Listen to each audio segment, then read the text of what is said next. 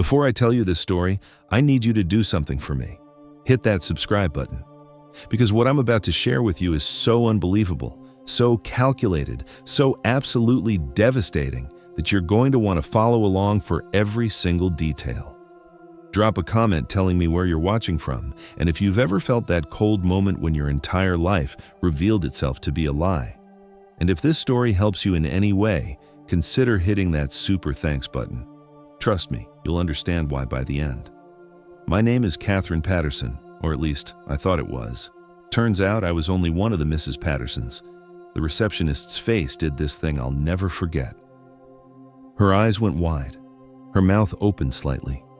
She looked at me like I was a ghost, or a glitch in the matrix, or something that simply should not exist in the same space as reality. "Mrs. Patterson already came by this morning," she said. Her voice was quiet, careful, like she was defusing a bomb. "She's in the conference room with Mr. Patterson right now." I was holding a bottle of Dom Perignon. It was our 15th anniversary, October 12th. The bottle cost $180, which I'd saved for over 3 months. I'd taken the day off from my nursing job at Boston General. I was wearing the blue dress Mark always said made my eyes look like sapphires. I'd had my hair done. Spent $85 at the salon that morning. I remember the weight of the bottle in my hands. Cold, heavy, real. "I'm sorry," I said. I smiled. "There must be some confusion. I'm Katherine Patterson, Mark Patterson's wife." The receptionist, her name tag said Jenna, looked at her computer screen, then back at me, then at the screen again. She started, stopped. Can you wait here for one moment?" She disappeared down the hallway. I stood there in the lobby of Patterson Financial Consulting, my husband's company. The business he'd built from nothing over the past 12 years. The place I'd helped finance with my savings, my credit, my belief in him. I'd been here dozens of times, hundreds maybe, but I'd never felt like an intruder before. My phone buzzed, a text from my sister, Rachel. "Happy anniversary? Did he cry when you surprised him?" I didn't answer. Jenna came back. She wasn't alone. Mark was with her. My husband of 15 years, 47 years old, 6'2", salt and pepper hair, the navy suit I'd helped him pick out 3 months ago, the Rolex I'd bought him for his 45th birthday, $8,500 that had taken me 2 years to save. But his face was the color of old snow, white, bloodless, and his eyes were filled with something I'd never seen before. Terror. Pure, absolute terror. "Katherine," he said. His voice cracked on the first syllable. "What are you doing here?" It was the wrong question. Not surprise, not happy anniversary, not you shouldn't have. "What are you doing here?" Like I didn't belong, like I was trespassing. "It's our anniversary," I said. I held up the champagne. "I wanted to surprise you. This isn't, you should have called." He stepped closer, lowered his voice. "Honey, this really isn't a good time. I'm in the middle of a meeting with a very important client." From behind him, down the hallway, I heard a door open. The conference room door. High heels on marble. Click, click, click. A woman's voice. "Mark? Is everything?" She stopped. We all stopped. She was beautiful. Early 40s maybe. Blonde hair and a professional bob. Black suit, pearls, expensive bag. She had this polish to her, this shine, like she'd been lacquered with money and confidence. "Who is this?" she asked Mark, but her eyes never left me. "This is..." Mark's hand went to his tie, straightened it. "This is Katherine. She's a friend. She just stopped by to..." "I'm his wife," I said. The words came out of me before I'd decided to say them. Clear, firm, definite. The blonde woman's face did something complicated. Confusion, then disbelief, then terrible recognition. "No," she said softly. "I'm his wife." The champagne bottle slipped from my fingers. I remember the sound it made when it hit the marble. A thick, heavy thud, and then the pop of the cork, and then champagne everywhere, foaming, spreading. $180 worth of anniversary celebrations soaking into the expensive carpet that I had helped pay for. Because we'd all helped pay for it. Both Mrs. Pattersons. That's when I knew. That's when the ice water hit my veins and my brain started putting together pieces it had been ignoring for years. The business trips, the separate bank accounts for tax purposes, the way he was never available on certain weekends, the phone calls he took in another room. 7 years of red flags I'd painted green because I loved him, because I trusted him, because I was his wife. Except I wasn't. Not the only one, anyway. I looked at Mark. He was frozen between us, between his 2 wives. And on his face, I saw the thing that told me everything I needed to know. Guilt. Not surprise, not confusion. Guilt. "How long?" I asked. My voice sounded strange, distant, like it was coming from underwater. Mark opened his mouth, closed it, opened it again. The blonde woman answered for him. 8 years, she said.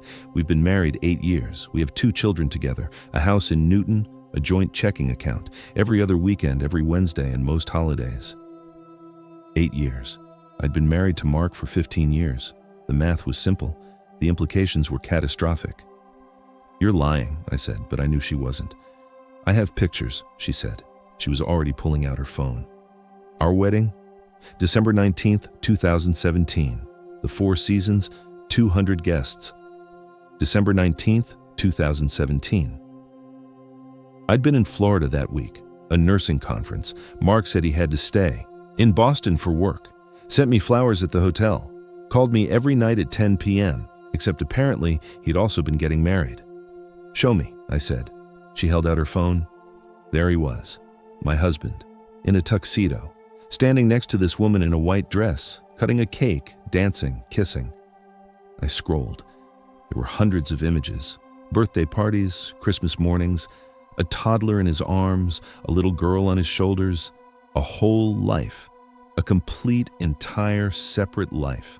While I'd been working double shifts to help pay for his business expansion, visiting his mother in the nursing home, sitting alone on holidays he said he had to spend networking, believing every lie. "Katherine," Mark finally found his voice. He reached for me. "Please, let me explain. This isn't what it looks like." I stepped back. His hand closed on air. "What it looks like," I said, and my voice was colder than I'd ever heard it, "is that you're a bigamist. What it looks like is that you've been living 2 completely separate lives." "Our marriage is the lie too, isn't it?" the blonde woman said. She was looking at Mark with the same expression I could feel on my own face. Betrayal, shock, and underneath, rage. Mark's face had gone from white to gray. Sweat was beading on his forehead. "Both of you, please," he said. "Not here, not like this. If we could just go somewhere private." "Rationally." The blonde woman's voice rose. Other people in the office were starting to notice now. "You want to talk rationally about the fact that you have 2 wives? 2 families," I added. "The business trips. Every other weekend. You have a schedule, don't you? A system." He didn't answer. He didn't have to. The blonde woman was looking at me now, really looking at me. "He's with you the other weekends," she said, "and the Wednesdays, and the holidays you get him." "I thought I got all of them," I said. "So did I." We stood there. 2 women, 2 wives, 2 fools. And between us, the man who had made fools of us both. I met Mark Patterson in March of 2010. I was 32 years old. He was 34. I'd been a registered nurse at Boston General for 5 years. I had a small apartment in Cambridge, a reliable car, a close relationship with my sister Rachel. My life was stable, predictable, safe. I met him at a hospital fundraiser. He was charming. God, he was charming. He had this way of looking at you like you were the only person in the room. He asked about my work, my family, my dreams. He listened. He told me he was a financial consultant, starting his own firm. It was risky, he said, but he believed in himself. I believed him. We dated for 8 months. He was attentive, thoughtful. He remembered things. There were some things that should have made me wonder. He didn't want me to meet his family right away. He traveled a lot for work, sometimes on weekends. He didn't like posting on social media, red flags. But I painted them green because he was good to me. Because when we were together, I felt seen, wanted, special. We got married on October 12th, 2010. Small ceremony, City Hall. Mark said he wanted something intimate, just us. No fuss, We'd have a big celebration later, he promised, when his business was more established. We never did have that big celebration. The first few years were good, or I thought they were good. Mark worked long hours, I worked long hours. He traveled a lot. Business conferences, client meetings, sometimes 3 or 4 days at a time. I didn't question it. That's what successful people did, right? I supported him. That's what wives did. When he needed $30,000 to hire his first employee, I took out a personal loan. When he needed $50,000 for office space, I gave him my inheritance from my grandmother. When he needed $80,000 for expansion, I refinanced my car and worked extra shifts for 6 months straight. By the time we hit our 10-year anniversary, I'd put $240,000 into his business, every penny I could spare. Patterson Financial Consulting was thriving. That's what Mark told me. We were so close to making it big. Just a few more months. Then we'd buy that house, start that family. Just a little longer, Katherine. Just a little more. I believed him. Because I loved him. Because he was my husband. But there were things that didn't add up. The smell of children's shampoo on his shirt. Must have been at the client's house, he'd say. Receipts for restaurants I'd never been to. Business dinners, honey. A woman's earring in his car. Oh, I gave a colleague a ride last week. Charges for toys, for children's clothes, for family restaurants. Client gifts, he'd explain. You have to keep the families happy. Every explanation was reasonable, plausible, and I accepted them, all of them, because the alternative was unthinkable. Her name was Melissa Patterson, Melissa Ann Patterson, formerly Melissa Winters, 43 years old, a real estate agent, successful, lived in a 4-bedroom house in Newton that she'd put the down payment on, $120,000 from her own savings. She had 2 children with Mark, Jacob, age 7, Emma, age 5. I learned all of this in the conference room at Patterson Financial Consulting, with Mark sitting between us like a defendant waiting for sentencing. Mark was crying, actual tears running down his face, his shoulders shaking. I never meant for this to happen, he kept saying. I never meant to hurt either of you. It got away from me. Start from the beginning, Melissa said. Her voice was cold, controlled. She had a notepad out, a pen. She was taking notes like this was a business meeting. Mark wiped his eyes, took a breath. I met Melissa in 2016, he said, at an open house. She was the agent. We started talking. She was smart, funny, successful. We had coffee, then dinner, then you lied to her, I said. I told her I was divorced, he corrected. I showed her divorce papers. Fake divorce papers, Melissa said flatly. I had a friend forge them. He looked at his hands. I was already in too deep with Katherine. We'd been married 6 years. She'd invested so much in the business. I couldn't just... And then Melissa came along, and she was everything I'd ever wanted, and I thought, why not? Why can't I have both? The audacity of it took my breath away. Why not? I repeated. Because it's illegal, Mark. Because it's fraud. Because it's bigamy. Technically, he said, I only legally married you. Melissa and I had a ceremony, but I never filed the paperwork. So legally, it's not bigamy. Melissa's hand tightened on her pen. I watched her knuckles go white. You told me you filed the paperwork, she said. Her voice was dangerously quiet. You showed me a marriage certificate. Another forgery, Mark admitted. I didn't want you to feel like we weren't really married. We weren't really married? Melissa slammed her hand on the table. You lied to me for 8 years. I have your children. I bought a house thinking I was your wife. My entire life is built on a foundation of lies. So is mine, I said quietly. 15 years of lies. How did you do it? Melissa asked. Logistically. How did you maintain 2 separate lives without either of us finding out? Mark sighed. I kept careful schedules. Monday, Tuesday, Thursday, Friday, I was with Katherine. Saturday, Sunday, Wednesday, I was with Melissa. Holidays, we alternated. What about business trips? Melissa asked. Sometimes I really traveled, Mark said. But a lot of times I just went to a hotel for a few days, had some time to myself. It was the only way to keep both lives running smoothly. Both lives, like we were his 2 jobs. The money, I said. I gave you $240,000 over the years. And I gave you $180,000, Melissa added. Down payment on the Newton house. You said it was an investment property. We live in it, I said to her. You and your children live in the house you paid for while being told it was an investment. And you, Melissa said to me, paid for the office space we're sitting in right now. We looked at each other, understanding passing between us. He's been using us, I said, both of us, our money, our trust, our love. We both turned to look at Mark. I needed the money, he said. Starting a business is expensive. I couldn't have done it without both of you. We wanted to help our husband succeed, I corrected. We thought we were building a future together. The business has been taking off for years, Melissa interrupted. You drive a BMW. You wear Rolex watches. Where's our money, Mark? He didn't answer. I want a divorce, I said.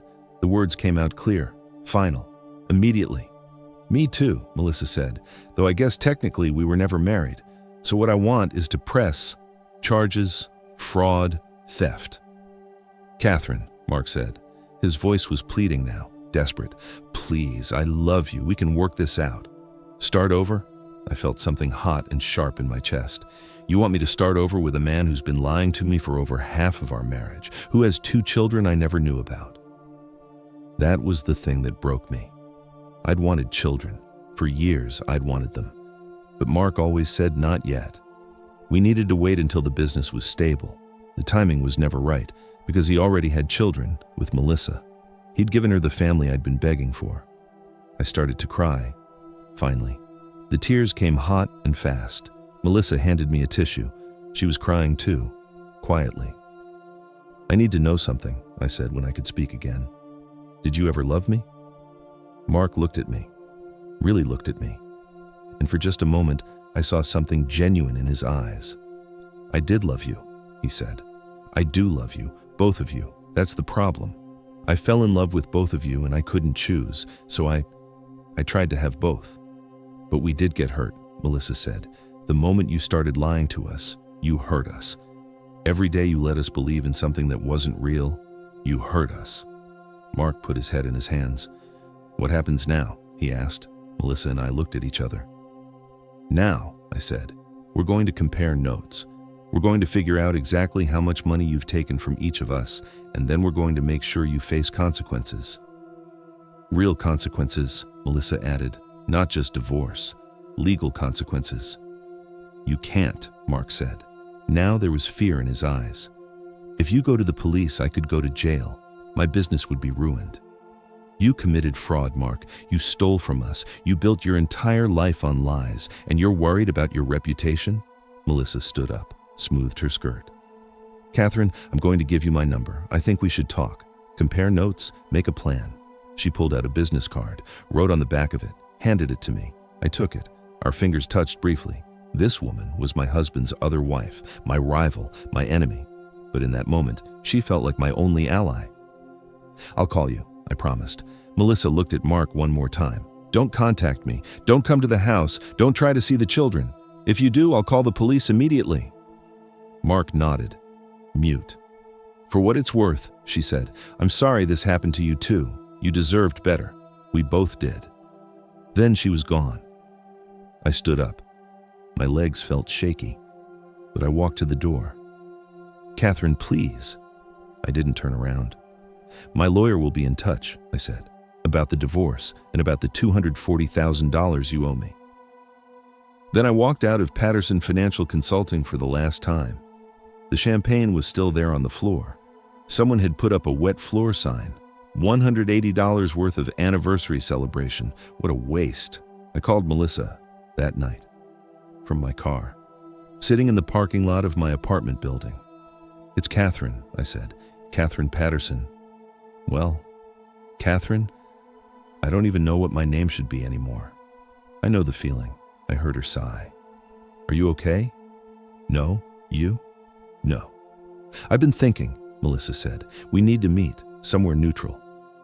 There's a coffee shop, I said, near the hospital where I work, corner of Cambridge and Mass Ave. Tomorrow, 10 a.m.? 10 works, I said.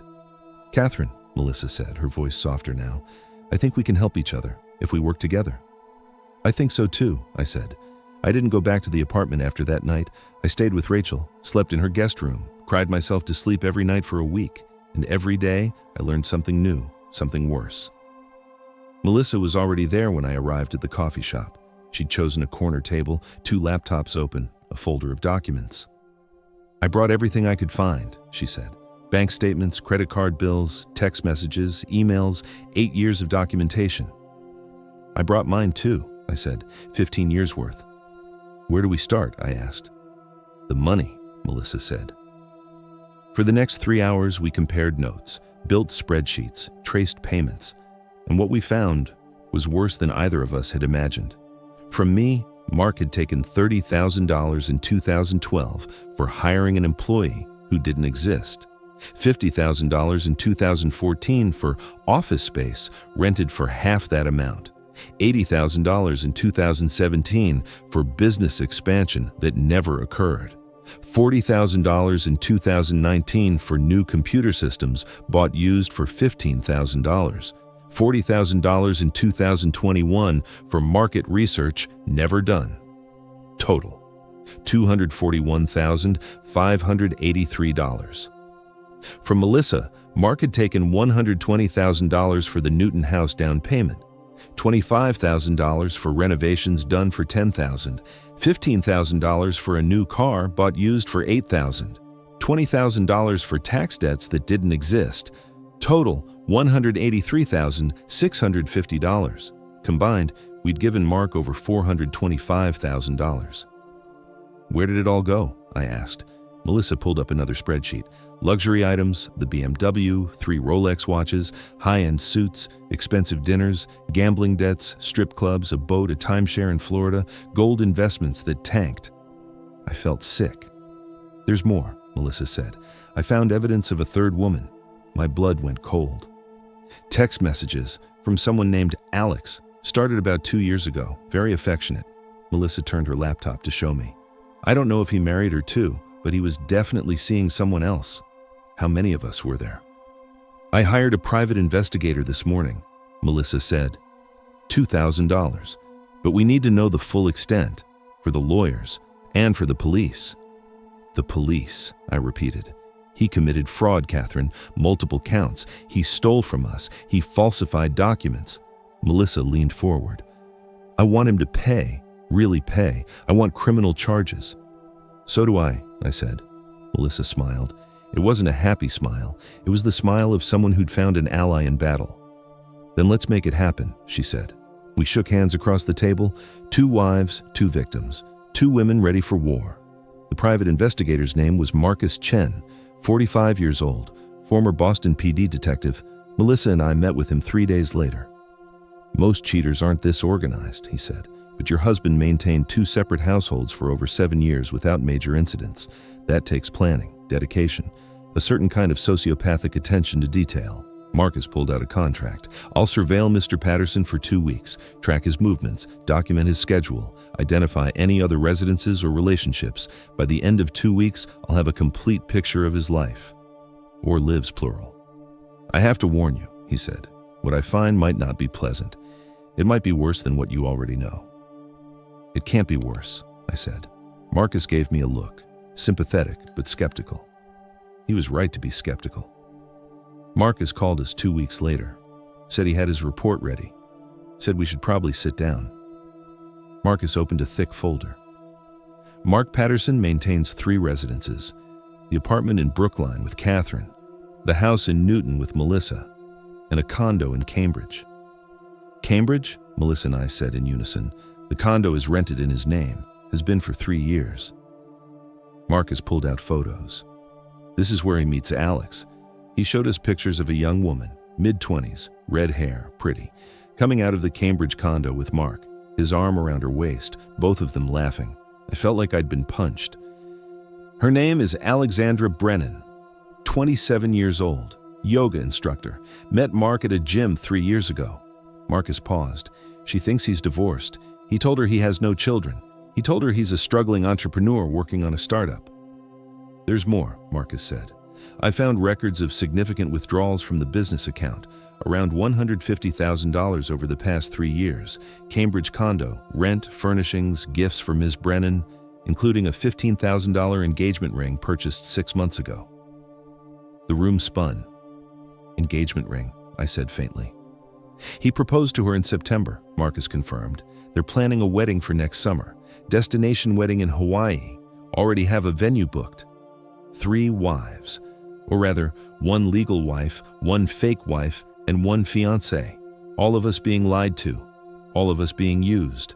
Marcus showed us his charts, Mark's color-coded schedule. Over the past 3 years, Mark had been modifying the schedule. Monday, Boston apartment. Tuesday, Cambridge condo with Alexandra. Wednesday, Newton house. Thursday, Boston apartment. Friday, Cambridge condo with Alexandra. Saturday, Newton house. Sunday, Newton house or Cambridge condo, alternating his business trips. Sometimes real, often not. Sometimes he was in a hotel room in Boston, taking a break from all of us. It's actually impressive, Marcus said, in a horrible way. The level of compartmentalization. Most people can't maintain one relationship well. He was juggling 3, plus a business, plus a secret single life. He's a sociopath, Melissa said flatly. Marcus showed us more evidence, photos of Mark with Alexandra, social media posts, receipts from the Hawaii wedding venue, $45,000 already spent on a wedding that would never happen. More of our money. I felt numb, beyond anger, beyond hurt. There's one more thing, Marcus said, looking at me. Katherine, I'm sorry, but you need to know, Mark has been planning to leave you. What? Marcus pulled out printed emails between Mark and a lawyer, dated 3 months ago. He's been consulting with an attorney about divorce strategy, how to protect his assets, how to minimize what you'd get in a settlement. I read the emails, cold, calculated, strategic. He was going to blindside you, Marcus said, wait until his business was more established, then divorce you, marry Alexandra, keep Melissa as his backup plan. We sat in silence. 3 women. All of us betrayed, all of us used, all of us disposable.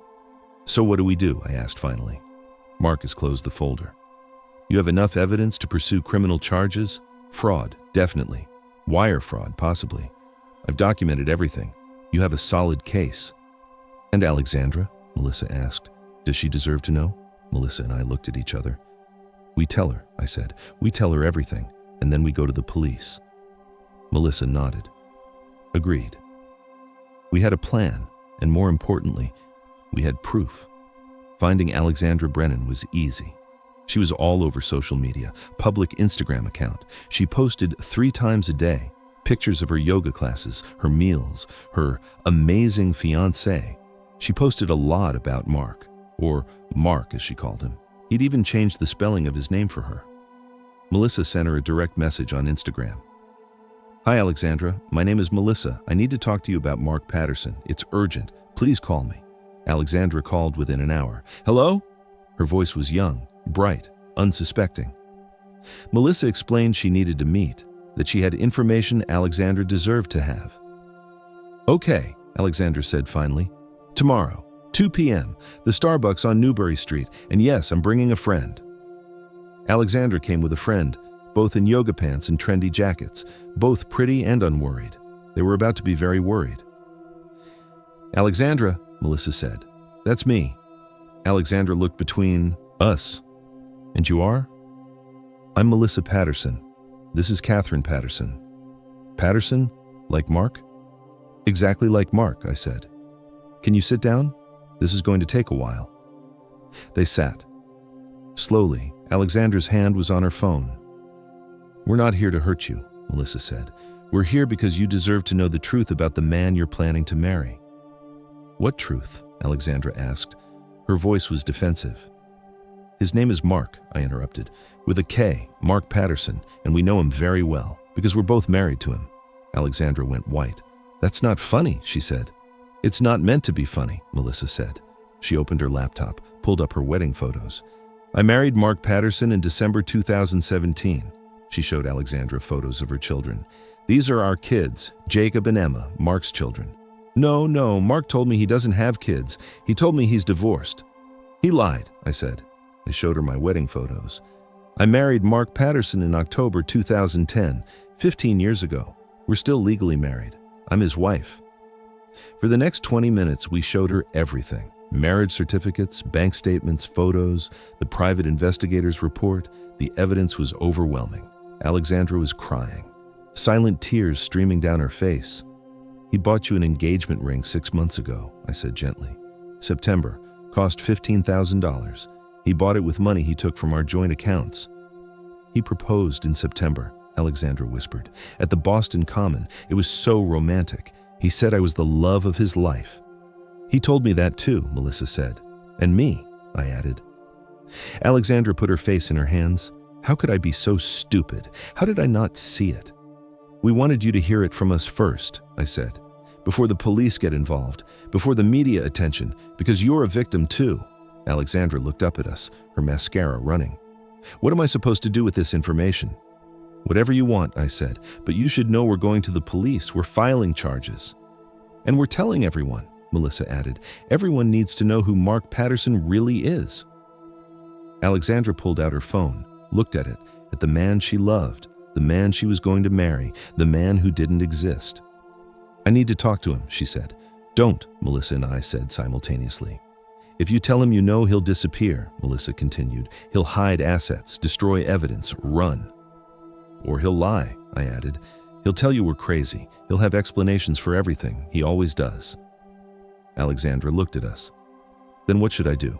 Melissa and I exchanged a glance. "Help us," Melissa said. "Help us get evidence. Help us make sure he can't do this to anyone else." Alexandra wiped her eyes, sat up straighter. "Tell me what you need," she said. Over the next 2 weeks, the three of us became a team. The three Mrs. Pattersons.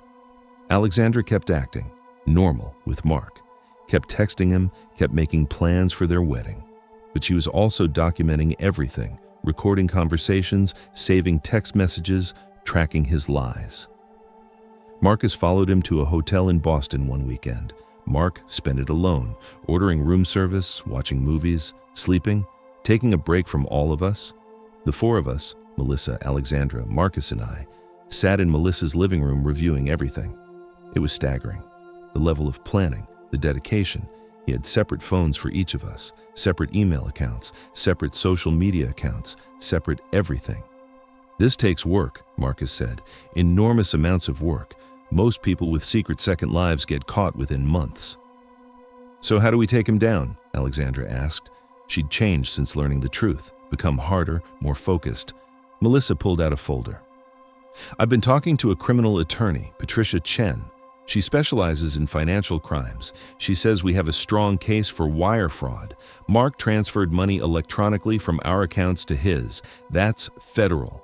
Patricia had taken our case pro bono. She said it was the most clear-cut case of intentional fraud she'd seen in 15 years. "We need to coordinate," Patricia said in a meeting with all of us. "The police reports, the divorce filings, the media strategy." "Media strategy?" I asked. Patricia nodded. "This is going to be news, local at minimum, possibly national. Bigamy cases are rare. The press will be interested, which we can use to our advantage. Public pressure. If this becomes public knowledge, if his business is exposed, if his reputation is destroyed, he loses his leverage." "I want complete ruin," Alexandra said. Patricia smiled. "Then that's what we'll deliver." We planned it carefully. We wanted Mark to know we'd won. We wanted him to see us united. We arranged to meet him at his office. Patricia sent him a formal letter. "Conference regarding your marriages to Mrs. Katherine Patterson, Mrs. Melissa Patterson, and your engagement to Ms. Alexandra Brennan. Your attendance is mandatory." The meeting was set for Monday, November 15th, 3 p.m.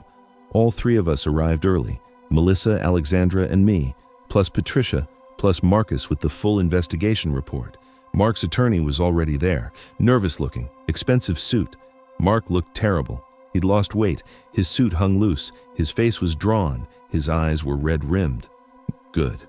Let's begin," Patricia said, cold, professional. "Mr. Patterson, you've been served with divorce papers from Katherine Patterson. You're also being sued in civil court by Melissa Patterson for fraud and emotional distress, and Ms. Brennan has filed a police report alleging wire fraud." Mark's attorney cleared his throat. "My client is prepared to offer a settlement." "We're not interested in a settlement," Melissa interrupted. "We want criminal charges," I added. "We want him in jail," Alexandra. Finished. Mark flinched. Excessive? Patricia pulled out the investigation report, 3 inches thick. Your client defrauded 3 women of over $400,000 combined. He falsified documents. He committed bigamy in spirit, if not in law. He maintained fraudulent relationships for nearly a decade. We're simply asking for justice. She slid copies across the table. This is every lie, she said. Every deception, every dollar stolen, every fake business trip, every forged document, all documented, all provable, all admissible in court. Mark's attorney paged through it. His face grew paler. Furthermore, Patricia continued, my clients have given statements to the FBI. The federal prosecutor's office is reviewing the case for wire fraud charges. Those carry sentences of up to 20 years in federal prison. 20 years? Mark spoke for the first time. For what? For loving multiple people? For stealing from them, Melissa said coldly. For lying to them, for building your entire life on fraud. I was going to pay you back, Mark protested. The business is built on our money, I interrupted. Patterson Financial Consulting exists because we funded it, because we believed in you, and you repaid that trust by stealing from us. Not just financially, Alexandra added. You stole years of my life, years I could have spent with someone real. I do love you, Mark said desperately. He looked at each of us. All of you. I couldn't choose. Then you should have been honest, Melissa said. You should have told us. Let us make informed choices. Instead, you made us into fools. Patricia opened another folder. Here's what's going to happen. Katherine's divorce will be finalized. You will give her half of all marital assets, including 50% ownership of Patterson Financial Consulting. You will repay the $241,583 she invested with interest. Melissa will receive $183,650 in restitution, plus damages for emotional distress. The Newton house will be transferred entirely to her name. You will relinquish all parental rights to Jacob and Emma, and you will pay child support. My children, Mark started, are better off without you, Melissa said flatly. Patricia continued, Alexandra will receive restitution for all gifts purchased with fraudulent funds, including the return of the engagement ring or its cash value. You will cease all contact with her immediately. And if I don't agree? Mark asked. Then we proceed with criminal charges, Patricia said. Federal wire fraud, state fraud, falsification of documents, identity theft, every possible charge we can find, and we'll win, because we have evidence, overwhelming, undeniable evidence. She gestured to the thick report. We have bank records, phone records, text messages, emails, photos, video, testimony from dozens of people you lied to. We have your therapist's notes. Those are confidential, Mark's attorney objected. They were subpoenaed, Patricia said calmly. Did you know your client told his therapist he sees his wives as investments? That he keeps multiple relationships because it diversifies his emotional portfolio? Mark's face went red. Nothing is private anymore, Melissa told him. That's what happens when you build your life on lies. Patricia pulled out one more document. This is a settlement agreement. If you sign it, you agree to all our terms. In exchange, we'll recommend leniency, maybe community service instead of jail time, maybe probation. And if I don't sign, then we go to court and we destroy you, financially, professionally, personally. We go to the press. We make sure everyone in Boston, everyone in the financial industry knows who Mark Patterson really is. Patricia leaned forward. You'll never work in finance again. You'll spend your life as a cautionary tale. Mark looked at the document, at his attorney, at us. You've already destroyed me, he said quietly. Justice, I said, real consequences, accountability. We want you to feel what we felt, Melissa added, betrayed, powerless. We want you to understand that actions have consequences, Alexandra said. Mark picked up the pen. His hand was shaking. Where do I sign? He asked. Mark signed the settlement agreement on November 15, 2025. The divorce was finalized 3 months later.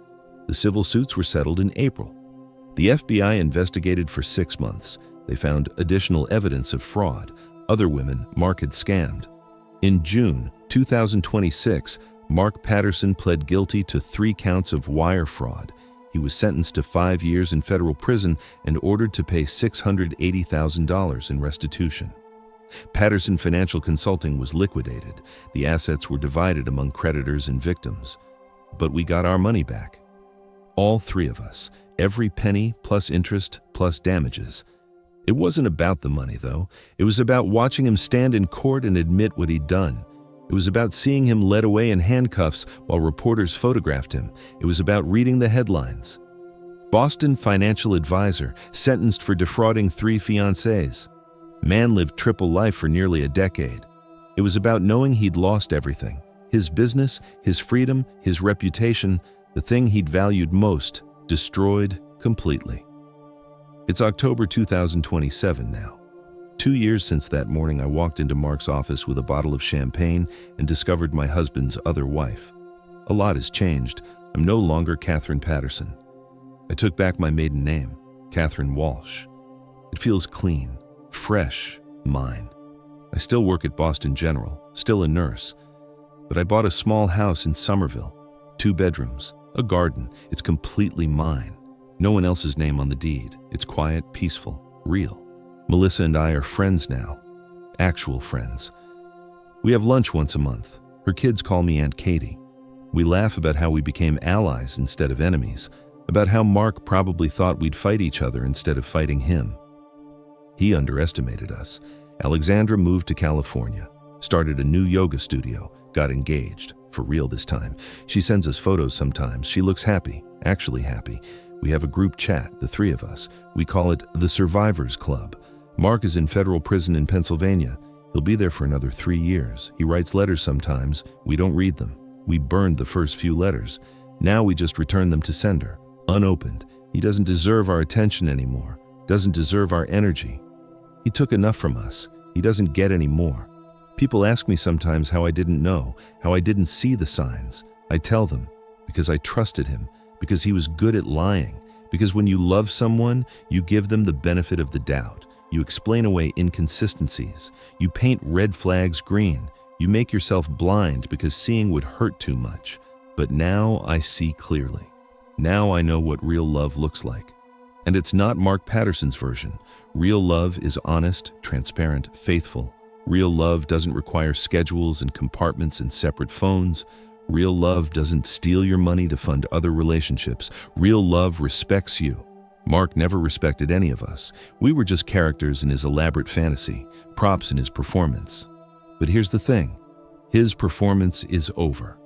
The curtain is closed, and the 3 of us are still standing, still surviving, still rebuilding our lives. That's the real victory.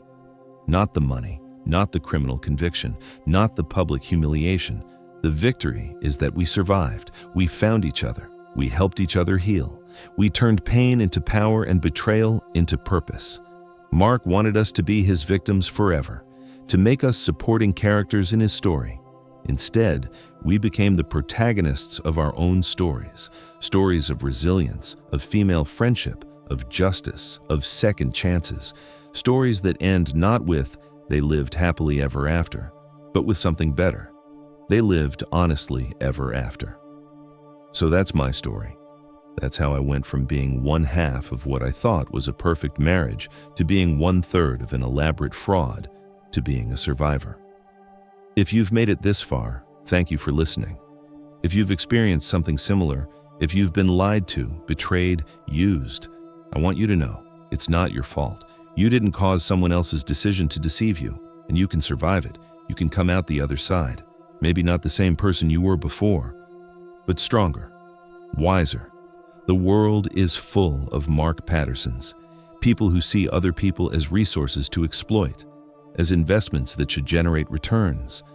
But the world is also full of Melissas and Alexandras, people who, when faced with a common enemy, choose solidarity over competition, who choose truth over comfortable lies. Find those people. Be those people, help each other, believe each other, and if someone tells you that your husband, your partner, your fiancé has another family, believe them. Don't dismiss them as crazy or jealous. Listen, investigate, find out the truth. Because the truth, no matter how painful, is always better than a comfortable lie. If this story resonated with you, hit that subscribe button. Leave a comment about your experience, your thoughts, your location. I read every single one. And if you want to support me, consider hitting that super thanks button. My name is Katherine Walsh. I was Catherine Patterson for 15 years. I was one of Mark Patterson's wives, one of his victims, one of his investments. But I'm also a survivor, a friend, a woman who knows her worth now. And if I can do it, if I can go from that horrified woman in the office lobby holding a bottle of champagne to the person I am today, then so can you. Trust yourself. Trust the evidence. And when the world shows you who someone really is, believe it. Thank you for listening to my story. And remember, you deserve better than lies. You deserve better than fraud. You deserve the truth.